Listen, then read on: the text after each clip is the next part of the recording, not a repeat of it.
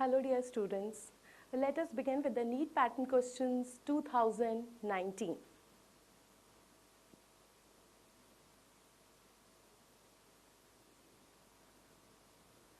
The first image.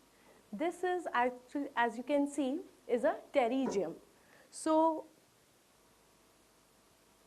this is a pterygium, and pterygium, as you know, is a degenerative condition of the conjunctiva. Mainly we have got two degenerative conditions of the conjunctiva. One is the pingicula and another is the pterygium.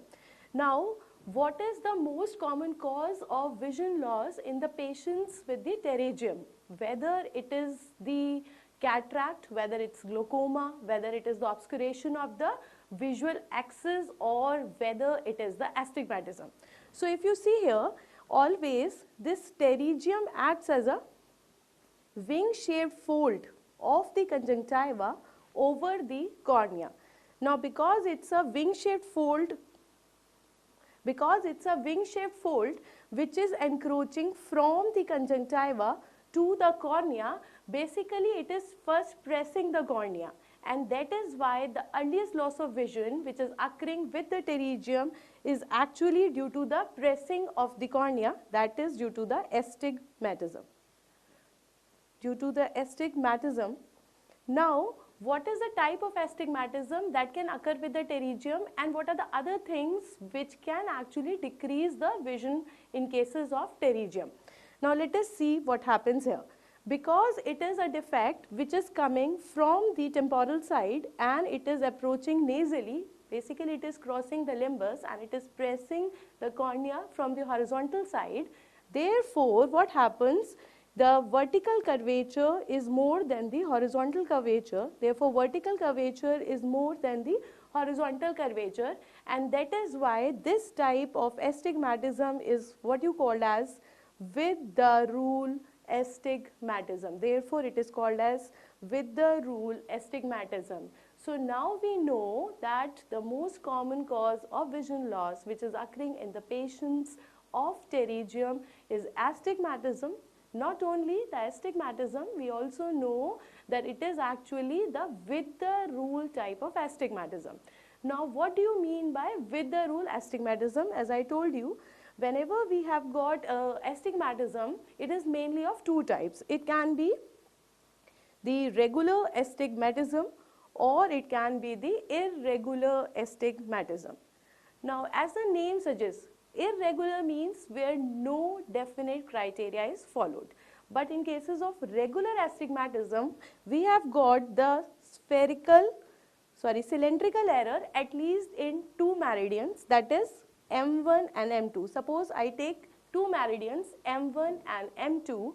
Now we have got the cylindrical error, that is your astigmatism, that should be at least in two meridians M1 and M2, and out of these two meridians, one should be the horizontal component and another should be the vertical component. Now in cases of regular astigmatism, one should be the horizontal astigmatism, another should be the vertical astigmatism. We have M1 and M2, plus these should be perpendicular to each other. Now whenever the astigmatism follows these three criteria, we have got two meridians M1 and M2 which are perpendicular to each other, one of which is horizontal and another is vertical, then we can say that it is regular astigmatism. Now after being calculated that it's a regular astigmatism, how to decide whether it is with the rule or it is against the rule? So it's a very simple phenomena how we can decide that whether it is with the rule astigmatism or whether it is against the rule astigmatism. You have to see that which meridian is steeper. If the vertical is more steep than the horizontal, then it is called as with the rule astigmatism, while if horizontal curvature is more than the vertical, then it is called as against the rule astigmatism. So we have got two types of astigmatism, with the rule astigmatism and against the rule astigmatism. Now one thing should have come to your mind, what rule it is with and what rule it is against. It is actually the nature's rule. Naturally also our corneas are more steeper in the vertical plane and they are lesser in the horizontal plane. So when due to astigmatism also it is following this rule, vertical plane is steeper than the horizontal, then it is called as with the rule astigmatism, while when it is going against this rule and horizontal meridian is coming to be steeper than the vertical, then it is called as against the rule astigmatism.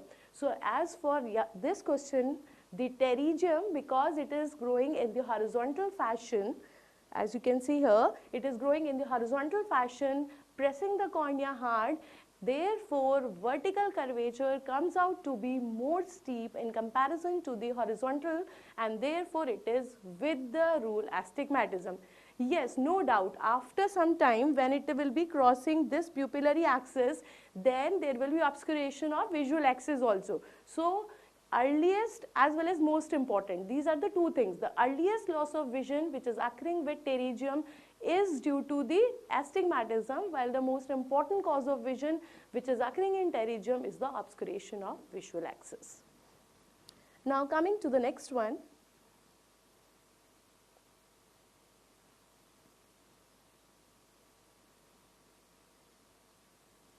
The question number 2.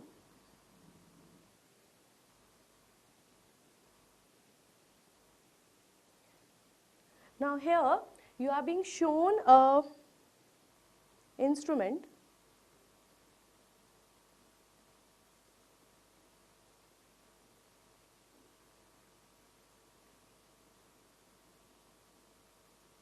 see this one. This is an instrument having the multiple rods. You can see a series of rods here, and these series of rods are actually the parallelly arranged glass rods which are having red color, and this is called as what you called as the Maddox rod. This is called as Maddox rod. So if you are being asked about the name, actually this contains the series of glass rods, and these glass rods are actually red in color, and the name of this instrument is called as the Maddox rod. So if you are there to identify this, this is actually a Maddox rod. Now what is actually the use of this Maddox rod? This Maddox rod is actually used to the diagnosis of heterophorias. Let us see how.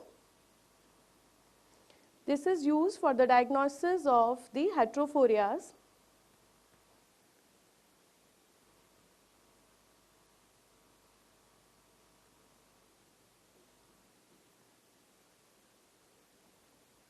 Heterophorias. Now heterophorias are same as that of the latent squint. Now how this latent squint is diagnosed? With the help of the Maddox rod. Now first of all you should know that why actually latent squint is latent, why it is hidden. It is hidden actually because of the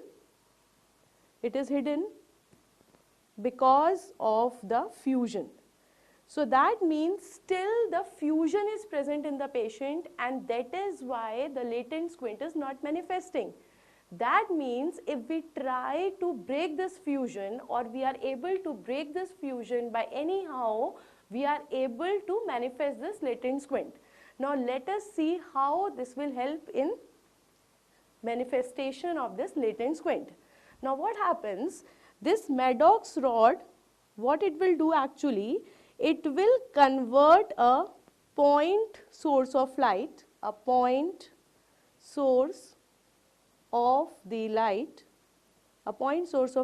into a line. So that means in front of the eye, in whichever eye you are keeping this Maddox rod, in that eye the patient will see a line instead of the point source of light. Now this is the most important thing.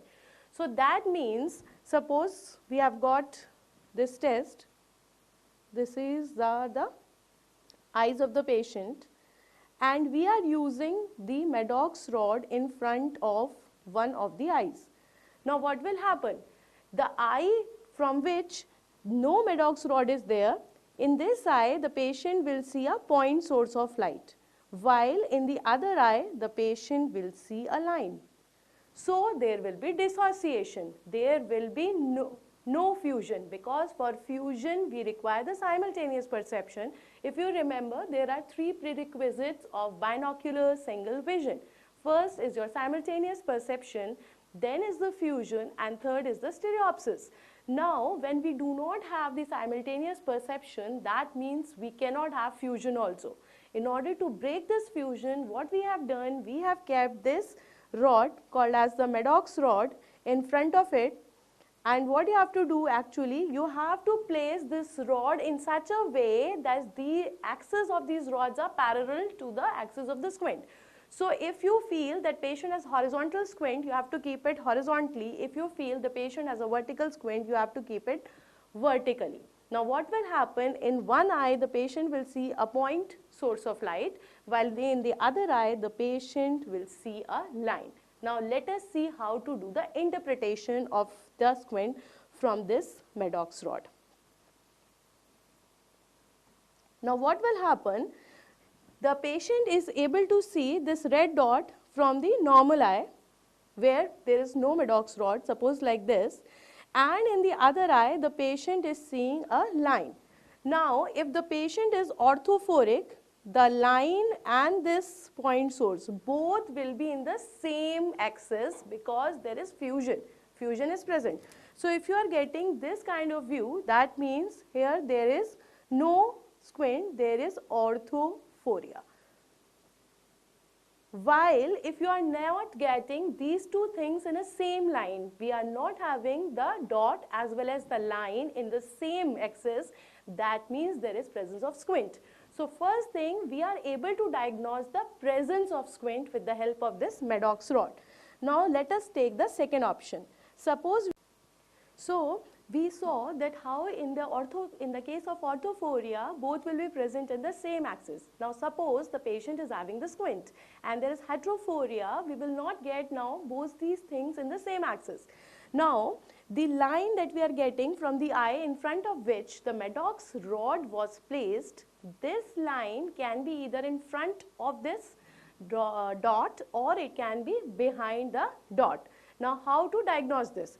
If it is present in front, that means the patient is having the esophoria.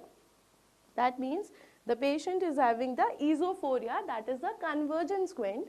While if you are getting this line behind,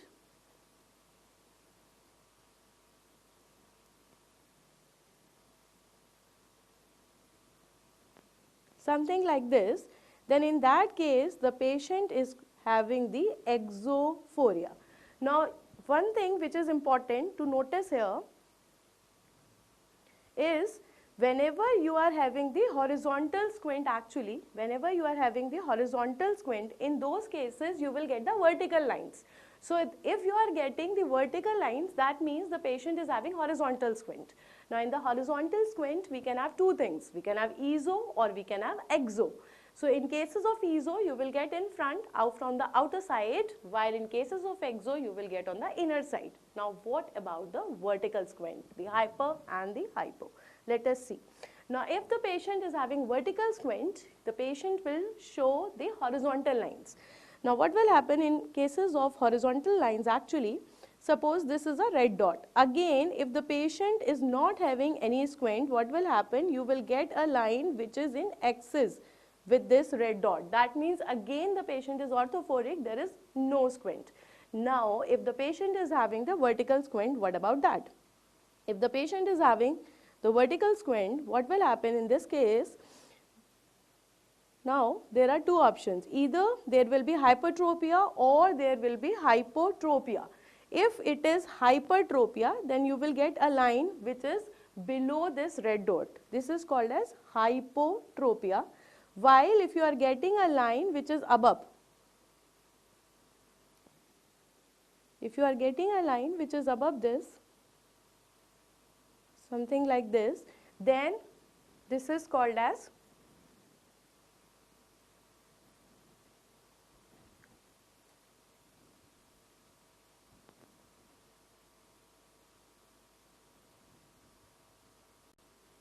So now what will happen in cases of vertical squint, if you are getting a line which is above this red dot, that means the patient is having the hypotropia or the hypophoria, while if the line is below, that means the patient is having the hypertropia.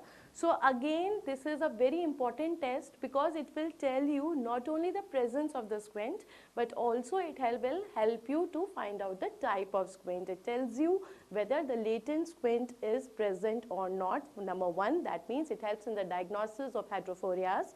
Number two, how it helps in both horizontal squint as well as vertical squint, esophoria, exophoria, vertical squint, hypo and hyperphoria, and the exact manifestations, what will you get if the line is in outer side, that means it is esophoria. If the line is inner side, that is exophoria. If it is down, it is hyper, and if it is up, then it is hypo.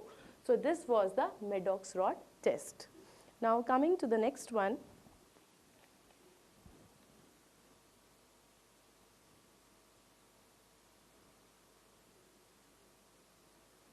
The third is about the ptosis. Third is about the ptosis. Now, actually, what is ptosis? Ptosis is the most common congenital lid abnormality. It is the most common congenital lid abnormality. And actually, what is ptosis? It is the drooping of the upper eyelid. Normally, the upper eyelid covers about 1/6 of the cornea, that is about 2 mm. So it should be less than 2 mm. But if there is drooping of the eyelid, upper eyelid over the cornea more than the normal, then this is called as ptosis. Now, we can divide this ptosis into 3 types. It can be mild ptosis, or it can be the moderate ptosis, and then third is the severe ptosis. So a very normal classification we can use, whenever the ptosis is 2 to 4 mm, then it is mild. When it is 4 to 6, it is moderate, and when it is more than this, then it is called as severe ptosis. Now, why it is actually important to categorize the ptosis into mild, moderate and severe? Because it is helping us to decide the type of treatment. The surgical plan is dependent upon the type of ptosis. Now, another important thing which is actually helping us to search the type of surgery is the levator function. Levator function. Now, what is actually this levator function? Levator function means the function of the LPS muscle, that is levator palpebrae superioris, and it's very important that whenever you are doing the surgery over these muscles, it should have a good function. Meaning by, if it does not have the good function, then its resection won't help. So what will happen? Depending upon the levator function, you have to decide whether the resection that has to be done of the levator muscle has to be minimal, it has to be moderate, or it has to be maximum. Let us see how. If it is good,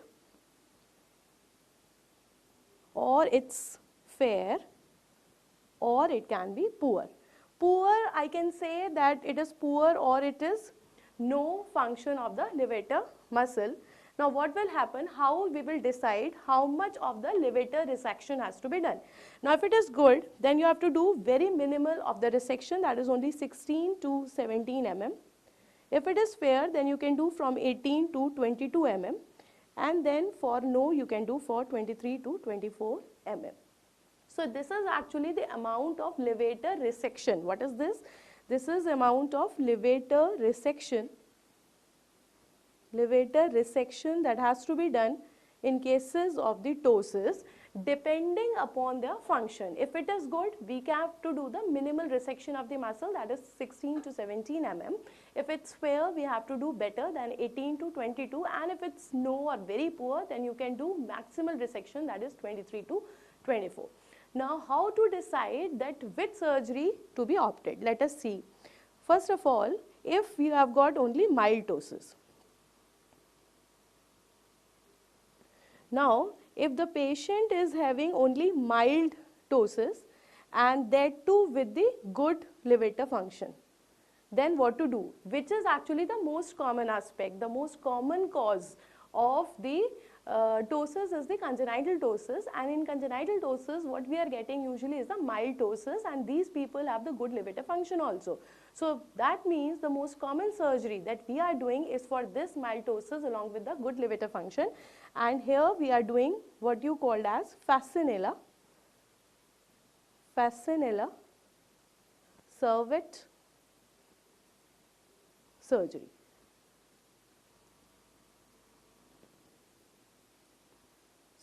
This is called as fascinella cervet surgery. Now actually what we are doing in this fascinella cervet, it is a very frequently asked question, the surgery of choice for the mild ptosis with the good levator function. What we are doing, we are everting the upper eyelid here, and here you are also getting a tarsal plate.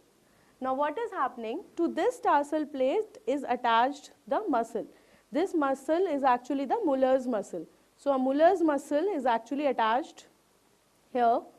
So what we have to do here in cases of this surgery, we have to do the resection at 3 places. You have to do the tarsal resection also, then you have to remove this Muller's muscle also, and then you have to do the conjunctival resection also. Therefore it is called as tarso-conjunctivo-mullerectomy.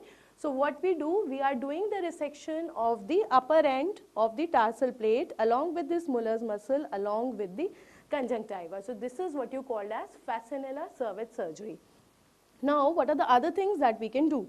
The other thing that we can do is the second one, that is your levator resection. Yes, the levator resection can also be opted in the patients if the ptosis is not mild. Now what will happen if you have got mild to moderate ptosis? If the patient is having mild to moderate ptosis along with mild to moderate ptosis along with good or the fair levator function, then in those cases we can do the levator resection. How much amount of levator resection, that we have already discussed here, that you have to do with 16 to 17 in cases of good levator function. You have to opt for 18 to 22 mm for the fair one. Now you will see that I have left this one. Why I have left this? I have not opted here for the poor levator function because here the resection is contraindicated. You don't have to do the levator resection if there is poor or no levator function. So what you will do in those cases? If it is there, then what we can opt for? Then we have to do the another thing that is called as the frontalis sling operation. Frontalis sling operation. Now what is this frontalis sling operation? As the name is suggesting, what we are doing, we are tucking actually here, we are tucking the upper lid to the frontalis muscle. This is also acting as the elevator of the eyelid. So what we can do, because the levator function is not good, so we have to rely now on the frontalis muscle. So what we can do, we have to tuck this upper eyelid to the frontalis muscle, and we require something. So for that we have got this sling. With the help of the sling. Now how can we make this sling? We have got two options for making this sling. Either we can use the facial atta, we can use a natural material, that is facial atta, or we can use some artificial man-made materials also, where we have to use the non-absorbable. Or we can use some non-absorbable materials. Obviously you have to use the non-absorbable materials, because if you are using the absorbable materials, the benefit of surgery will go after it is absorbed. So you can do the frontalis sling operations, then we can do the levator resections, we can do fascinella cervet surgeries, and if they ask you the most common surgery that is being done, then it is the fascinella cervet. But if they are asking you that a patient is having moderate ptosis, severe ptosis, no levator function is there, poor levator function is there, in that case you cannot do this fascinella cervet, you cannot do the levator resection also. In those cases the answer will be the frontalis sling operation.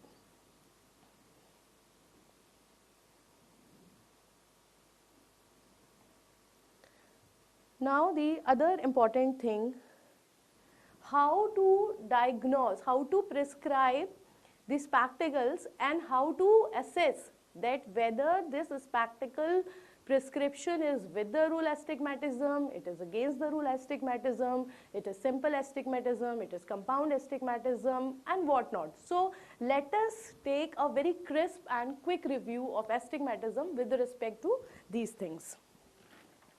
Now, very quickly, let us see what is astigmatism. Astigmatism. Astigmatism means the cylindrical error. This is actually a cylindrical error where we have got the refractive error at least in two meridians, that is one horizontal meridian and another is the vertical meridian. So, contrary to the spherical errors where we were having the same amount of refractive error in all the planes, in cases of astigmatism we are having different error in at least in two meridians, one in horizontal and another is vertical. Now, most of the cases we are taking as regular astigmatism, that they are perpendicular to each other, while the case may not be in cases of irregular astigmatism. So now, due to this toric surface, because astigmatism is occurring due to toric surface, due to the irregular surfaces, we can divide this astigmatism into two. As I told you before also, it is regular and it is irregular astigmatism. Irregular astigmatism, like for example, we have keratoconus. So whenever there is irregularity in the surfaces where the refraction has to take place, what are the four refractive surfaces? We have anterior surface of cornea, we have posterior surface of cornea, anterior and posterior surfaces of lens. So whenever these things are actually irregular, we can have astigmatism, and that kind of astigmatism is the irregular astigmatism. Now, what is regular astigmatism? As I told you just now, that here we have got again the refractive error that is different in two meridians, that is M1 and M2. We can take them as M1 and M2, and one of them has to be horizontal, another of them has to be vertical. It can be either of them. Any one of them can be horizontal and any one of them can be vertical, and plus they should be perpendicular to each other. Then we can say that it is the regular astigmatism. Yeah. Now this was first concept of regular and irregular. Then we discussed one more thing, that was the with the rule and against the rule astigmatism. Now what was that? Now whenever you are having the astigmatism in two meridians, one of which is horizontal, another is vertical, both are perpendicular, now only one thing more can be there. Either vertical is more than horizontal or horizontal is more than vertical, means which plane is more steeper. Curvature is more, that means which plane is more steeper. So if vertical plane is more steeper, then it is with the rule astigmatism, and while horizontal plane is more steeper, then it is against the rule astigmatism. Now, when I can say that it is simple, when I can say it is compound, and when I can say that it is mixed. Let us see this.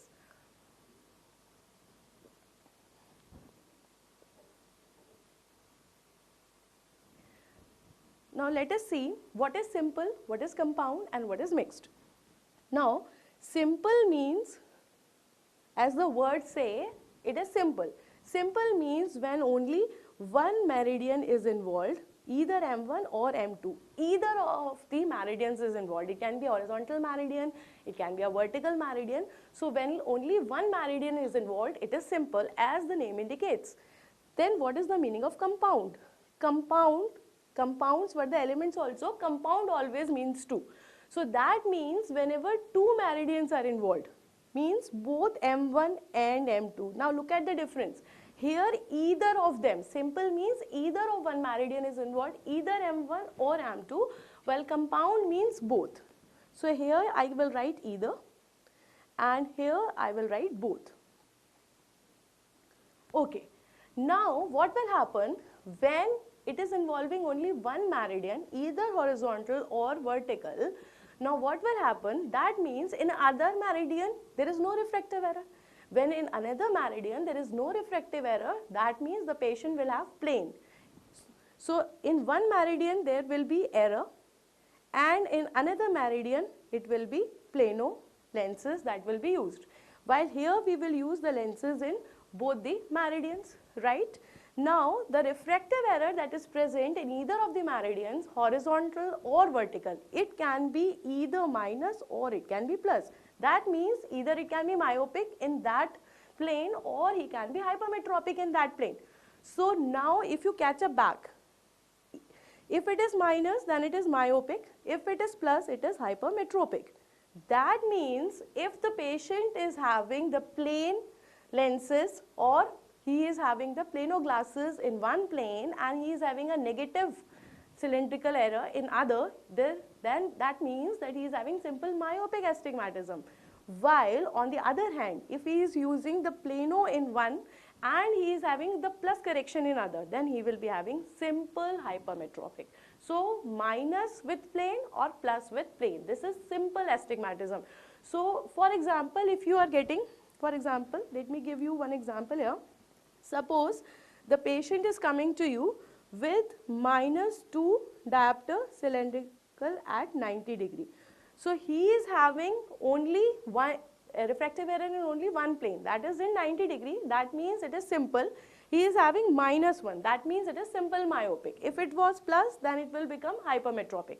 Now on the other hand, when the patient is having the refractive error in both the meridians, M1 and M2, both horizontal as well as vertical, then also either he can be having minus in both the meridians or he can be having plus in both the meridians.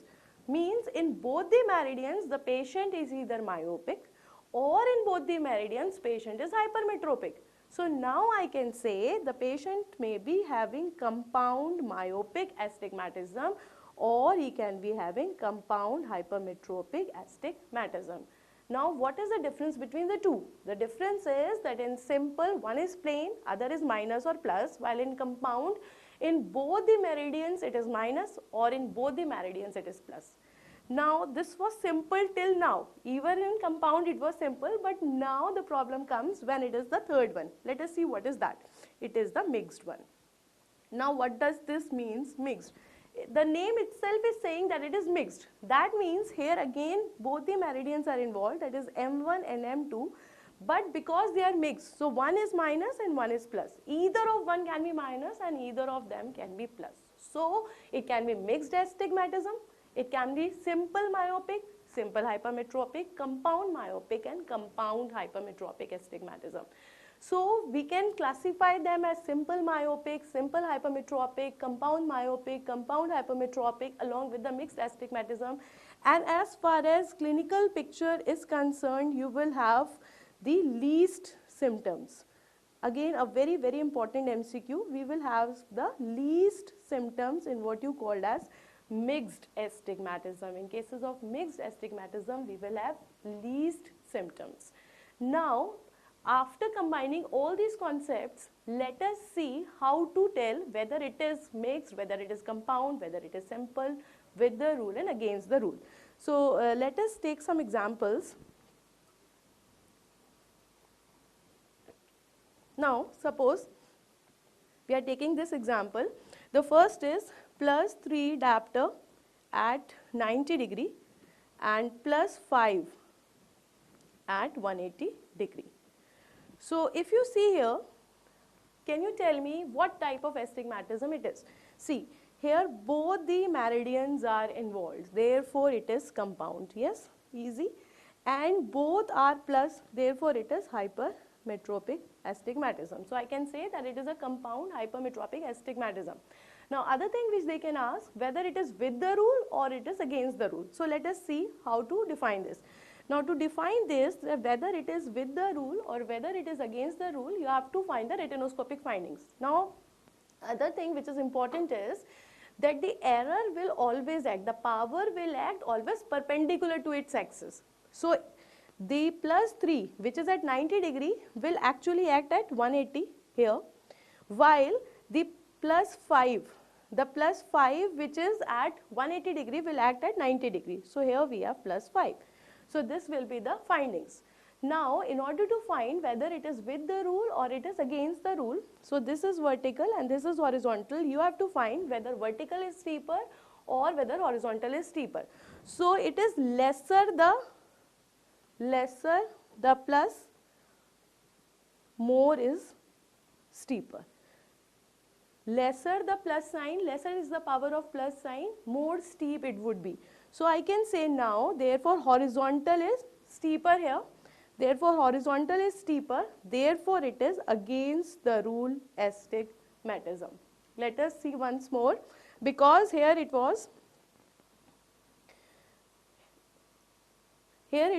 plus 3 diopter at 90 degree. Therefore the power will act perpendicularly and this will come at 180 degree, while plus 5 is at 180 degree. Therefore this power will act perpendicularly at 90 degree. So we have plus 5 here and we have plus 3 here. Now out of plus 5 and plus 3, which one is more steeper? It is plus 3, because lesser is the power of plus sign, more steep it is. Therefore I can say the horizontal one is more steeper. Horizontal is more steeper means it is against the rule astigmatism. Let us see one more example here. Suppose we have got other thing. This is the example number 2. For example, we have plus 3 diopter cylinder at 90 degree and we have got minus 5 diopter cylinder that is at 180 degree. Now how will you assess this? Now because here both the meridians are involved, therefore it is compound, yes, therefore it is compound astigmatism. One is plus and another is minus, therefore it is mixed.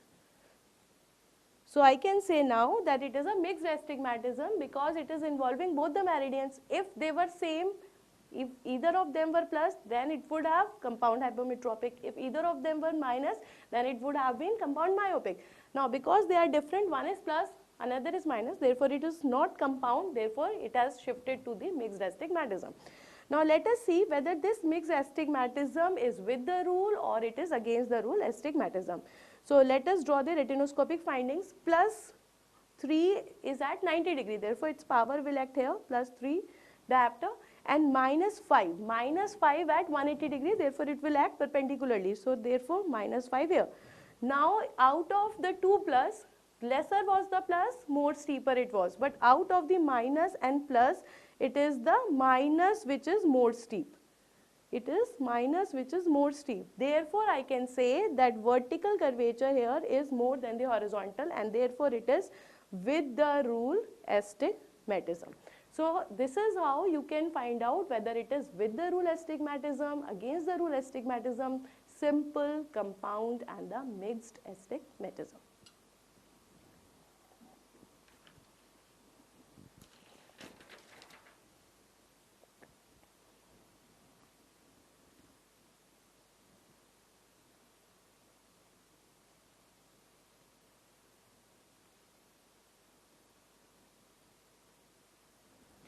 Now see this figure. This is a figure coming from the X-ray orbit. This is a figure from the X-ray orbit and this is actually showing the fracture floor of the orbit, and it is actually the most common wall also which is to be fractured in cases of the blunt trauma. So whenever the patient is suffering from the blunt trauma, the most common wall which has the maximum risk of being fractured, that is the inferior wall. And how we can diagnose it? We can diagnose it actually on the X-ray.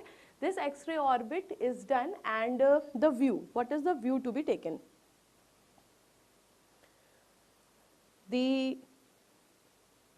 fracture is called as the blowout fracture. This fracture is called as the blowout fracture, which is occurring due to the blunt trauma.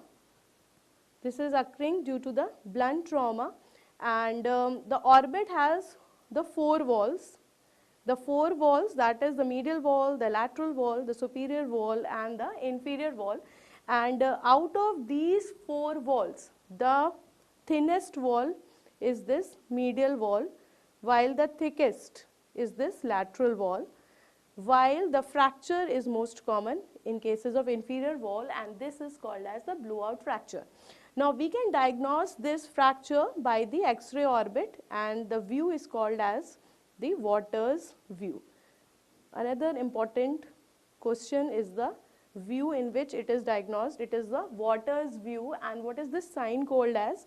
The name of the sign which you are getting on this Waters view is called as the teardrop sign. This is called as the teardrop sign, Now, what are the other things that you will get in this blowout fracture? How the patient will manifest clinically if the patient is having this blowout fracture? Let us see the clinical features. The patient who is having these blowout fracture will first of all present with the periorbital edema.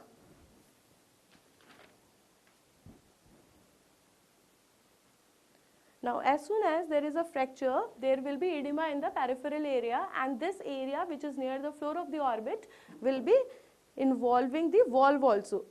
Will be involving the nerve also, and this nerve is what you call as the inferior orbital nerve. So, therefore, there will be decreased sensations. There will be decreased sensations in the area which is supplied by the inferior orbital nerve. We will have periorbital edema also, we will have decreased sensations also, then we can also have the emphysema of the lids. Then due to the mechanical entrapment of the tissues, mind you, this is not a true paralysis, it's a kind of restrictive squint that we are getting due to the entrapment. This is called as the entrapment of the soft tissues. Due to this entrapment, we are getting what you called as the restrictive squint, and due to this restrictive squint, the patient will have diplopia. Obviously, the patient is having the incomitant kind of squint, because restrictive squint is an incomitant type of squint. Therefore, this patient will also show the diplopia. But this is not a true diplopia. This diplopia is not a true diplopia, and therefore here the patient will get forced duction test positive. There will be diplopia in both the gazes, both in upward gaze as well as in the lowermost gaze. So there will be entrapment of the soft tissue structures, then there can be restrictive squint will lead to diplopia, and there will be forced duction test positive. Now, another important thing about this blowout fracture is that it will manifest in both the forms. That is, it can present both as proptosis also, as well as in the form of enophthalmos also. Now, this is again amazing, because the same thing is leading to both exophthalmos and enophthalmos, both proptosis and enophthalmos. Let us see how. Proptosis is in the acute cases when there is so much of edema present, then that can lead to actually the bulging of the eye. So in the acute cases, after some days, the patient can show the proptosis. But in the long run, if you see, due to the entrapment of inferior rectus, especially due to the entrapment of inferior rectus, it will pull the eyeball backwards, because there is fibrosis also, plus because it's the entrapment of inferior rectus, it is not able to let this muscle work. So that will also pull back the globe back. So due to that, in the long run, the patient can have the enophthalmos also. So the patient can present with the subconjunctival hemorrhages, the ecchymosis, the emphysema, the periorbital edema, the decreased sensations, then forced duction test positive, both in upward gaze as well as in the downward gaze, as well as both the proptosis as well as enophthalmos. And whenever we suspect this, we will be doing this X-ray orbit, especially in the water's view. The patient will stand in such a position as if he is drinking water. Whenever we want to take the film of the inferior wall of the orbit, it's always best that we take the view in the water's view. Now the treatment concern. Treatment, yes, you have to do the surgery. It may require surgery, but the thing which is most important is the surgery should be done at least after 10 days. Or you can even prolong to 14 days also, means you have to wait till 2 weeks, wait for 14 days, let the edema subside, let the dust settle, and you may actually get whether it was actually the paralysis, whether it was a true diplopia, true squint, or whether it was all due to entrapment, which will get back when the edema subsides. So always wait for the surgery till 14 days.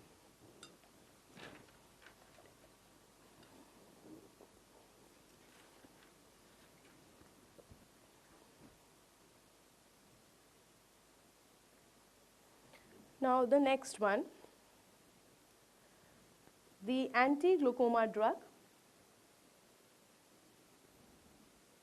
The anti-glaucoma drug which is avoided in the asthma. As I always say, it's a must In every PG entrance examination, anti-glaucoma drugs are an important topic, and every year you get a question from this. Anti-glaucoma drug which should be avoided in asthma. So it is actually the non-selective beta blockers. The non-selective beta blockers. Now beta blockers were once the drug of choice in the primary open angle glaucoma. Now they are not. Let us review what was their mechanism of action, because these beta blockers are actually acting on the beta receptors, and the beta receptors are actually responsible for the secretion of aqueous humor, and therefore what will be the mechanism of action? They will lead to decreased aqueous secretion. So obviously they will be very effective because they are acting directly on the aqueous production. See, we can help glaucoma in two ways. Either we are reducing the secretion or we are increasing the drainage. When we are decreasing the secretion, it is obviously more effective. So the beta blockers are actually acting on the aqueous production. It is decreasing the aqueous secretion.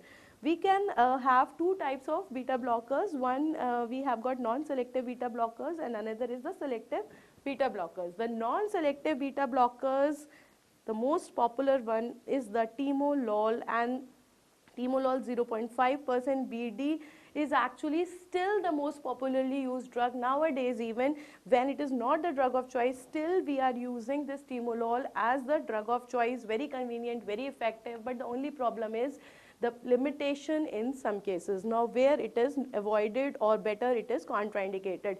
It has to be contraindicated in the patients having the cardiopulmonary diseases. In the patients having the cardiopulmonary diseases, those patients who are having cardiopulmonary problems, it can be bronchial asthma, it can be bronchiectasis, atherosclerosis, hyperlipidemias, coronary artery diseases. In those cases, it's better to avoid these non-selective beta blockers, and in those cases, what we can do, if you want to give the beta blockers only, what we can do, we can give the selective beta blockers. For example, we have got the bitoxolol.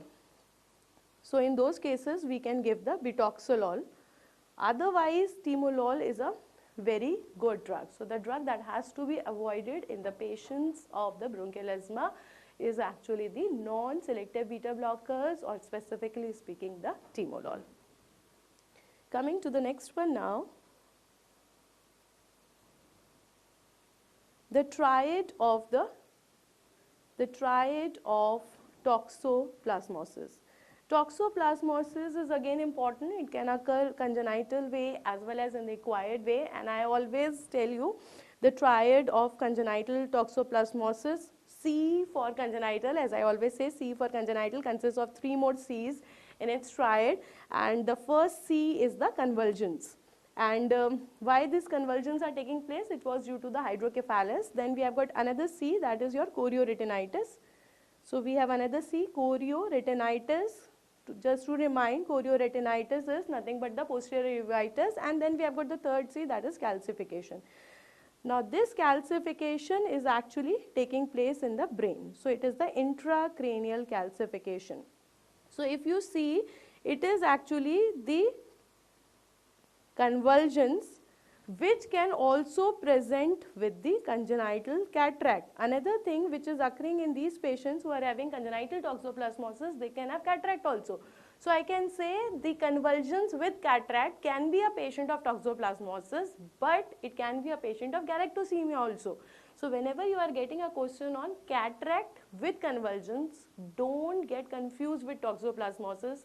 The first provisional diagnosis in those cases will be galactosemia and not the toxoplasmosis, because to diagnose the toxoplasmosis, the must thing is the triad. So if you have chorioretinitis also, if you have calcification also, then only you should go with the toxoplasmosis.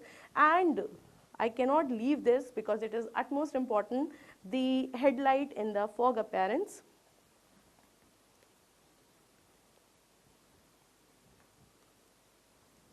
In cases of the acquired toxoplasmosis, the one thing which is very, very important is the headlight in the fog appearance.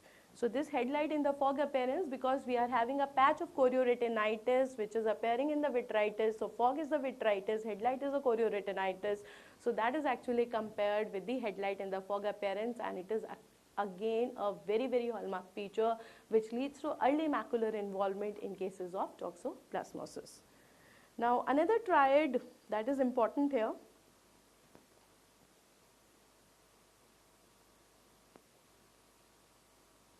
is the triad of the congenital rubella.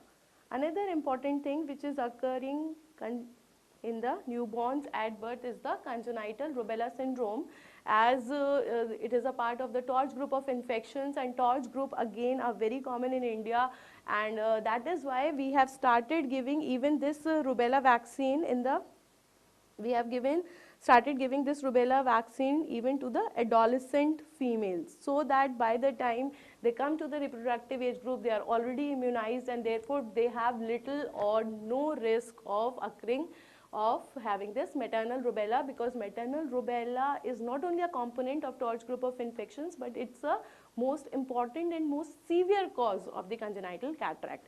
Now, what is the triad of this congenital rubella? Because it's a syndrome, it is involving multiple organs. We have got eye, we have got ear, and then we have got heart. So this is actually a triad. The triad is according to the organs. It is involving eye, it is involving ear, and it is involving the heart. Now the most important components of the respective parts, like for example, if we have eye, we have the congenital cataract here. It can lead to congenital cataract. Then we have salt and pepper retinopathy, salt, pepper, retinitis, and then also the micro-ophthalmos. So these are again very important MCQs. They can be asked separately also. It can be a cause of congenital cataract as a DD of salt and pepper retinitis, as well as the DD of micro-ophthalmos. Now what about the ear? In the ear it is having sensorineural type of hearing loss. Again they can ask you separately what is the type of hearing loss that can occur in congenital rubella syndrome. And then third is the heart. In the heart we are having the most common feature that is called as PDA, that is patent ductus arteriosus. So I can say specifically the triad will be congenital cataract, the sensorineural hearing loss, as well as PDA, or if they are asking you with respect to the organs, it will be eye, it will be ear, and it will be the heart. If they are asking you the most common heart defect, then answer will be PDA. Now what are the other heart defects which can actually occur in cases of congenital rubella syndrome? Let us see those. The other heart defects which can occur in the patient can be VSD, that is ventricular septal defect. Then the patient can also have pulmonic stenosis. Then what is not found in patients of congenital rubella syndrome is the atrial septal defect, that is ASD. It is never found. So there are various forms of questions that can be put up, and the most common one which have been asked twice here this year, that is the triad of congenital rubella syndrome, the eye, ear and heart, the congenital cataract, the sensorineural hearing loss, as well as the PDA. Now coming to the next one, the esotropia. Esotropia is associated with, whether it is associated with myopia, or it is associated with hypermetropia, or it is associated with the presbyopia, or it is associated with the astigmatism. Now what will be the answer? Now let us first define this esotropia. Eso means inward and tropia means the manifest squint. Phorias are the latent squint, while tropias are actually the manifest squint. So I can say eso means the convergent and tropia means the manifest. So I can say now that it is a convergent type of manifest squint. So that means it is a type of squint which is not occurring due to paralysis, rather it is occurring due to a refractive error. Therefore, it is a type of the comitant squint. Therefore, it is a type of comitant squint which is occurring due to uncorrected refractive errors. Now, where you will get this esotropia, where the patient will have a problem in viewing the near things, so that he will try to converge more. When he will try to accommodate more, he will converge more, and therefore he will have the convergent type of accommodative refractive squint. Therefore, the answer will cannot be the myopia. Answer cannot be presbyopia. Answer cannot be astigmatism. So our answer will be hypermetropia. Those patients who are having high degrees of hypermetropia, they have blurred vision for the near objects. They are always trying to accommodate more. When they are trying to accommodate more, they are converging more. And when they are converging more, they have a tendency or they have a risk factor predisposing towards the esotropias.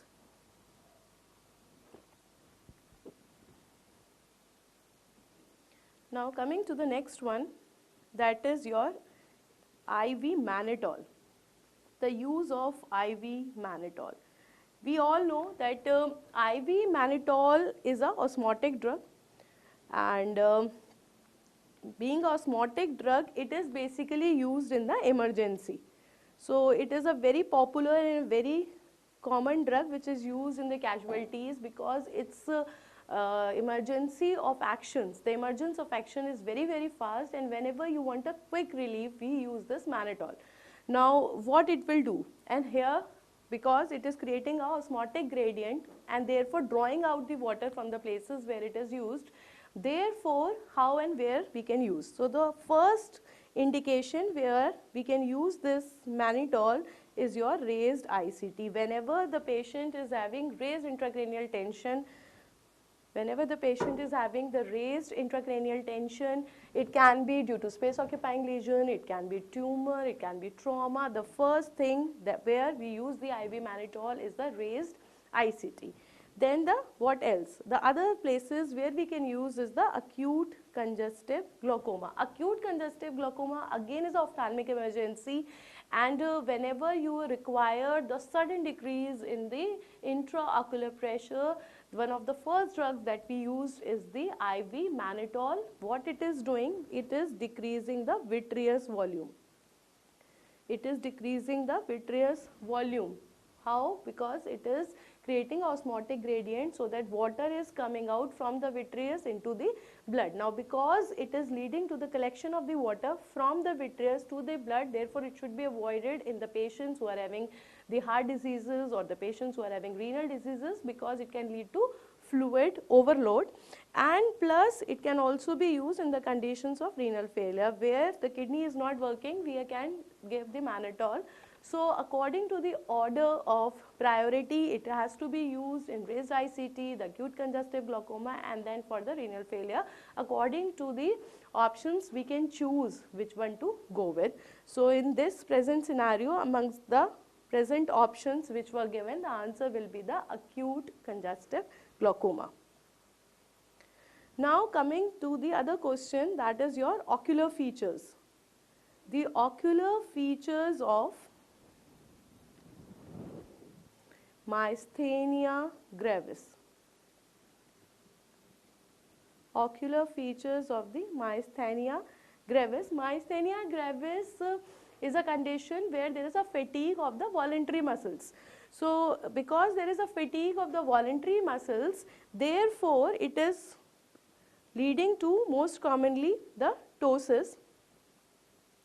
And these ocular features are present in about 50% of the patients, and I can say that one of the most common or the earliest clinical features in cases of myasthenia gravis are these ocular features. In about 50% of the cases, they are the presenting signs and symptoms.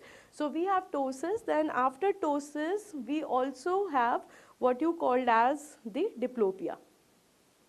And slowly and gradually it will be involving all the extraocular muscles. When it is involving all the extraocular muscles, it can even lead to the palsies, and after the palsies, therefore it can lead to the squint. So if they are asking what are the most common ocular feature of the myasthenia gravis, whether it is ptosis, diplopia, it is legophthalmos, exophthalmos, inophthalmos, then the answer will be what you call as ptosis. Ptosis is actually the most common feature, and in fact ocular features are the most common features which are the presenting signs and symptoms in about 50% of the cases. Now coming to the next one, the something about the glaucoma valves.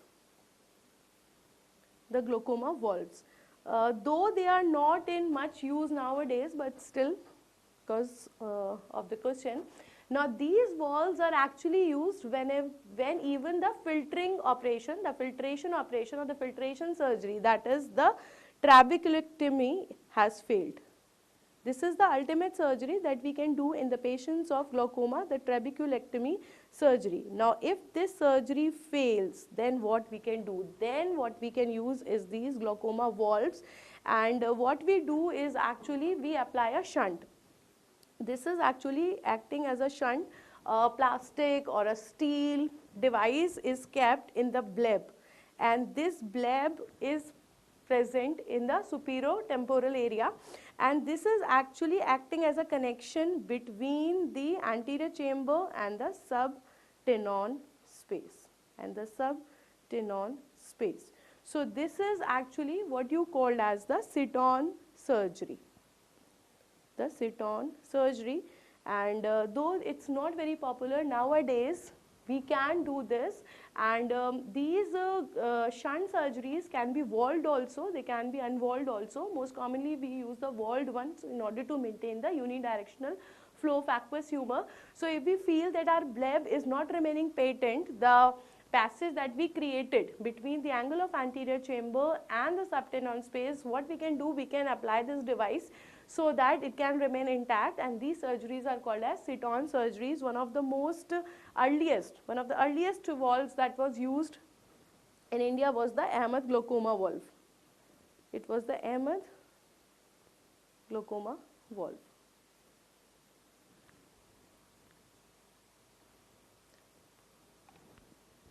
Then another thing is the regimen.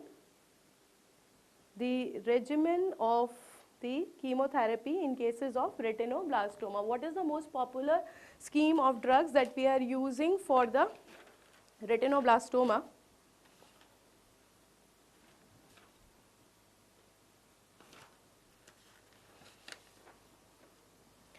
The most common regimen that we are using in the patients of retinoblastoma is the VEC regimen, and this VEC means the vincristine, then we have the etoposide, and then we have the carboplatin.